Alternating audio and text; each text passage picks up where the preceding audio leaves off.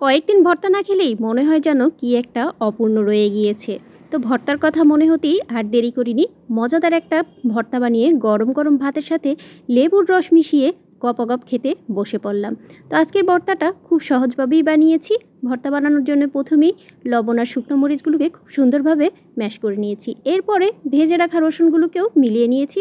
সেই সাথে দিয়ে দিয়েছি কাঁচা পেঁয়াজ। কাঁচা পেঁয়াজগুলোকে সুন্দরভাবে মিলিয়ে এখানে দিয়ে দিলাম ভেজে রাখা চিংড়ি মাছ আর ভেজে রাখা পেঁয়াজ।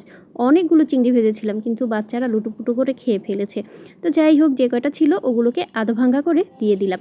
পেঁয়াজের সাথেও মিলিয়ে নিলাম, দিয়ে দিলাম ধনেপাতা দিয়ে খুব ভালোভাবে মিশিয়ে নিচ্ছি। চাইলে কিন্তু ভর্তাটা এই পর্যায়েও খাওয়া যায়, খেতে কিন্তু দারুণ লাগে। তো আমি এখানে দিয়ে দিলাম ভেজে রাখা মিষ্টি কুমড়ো। মিষ্টি কুমড়োগুলোকেও খুব সুন্দরভাবে হাত দিয়ে মিলিয়ে নিয়েছি।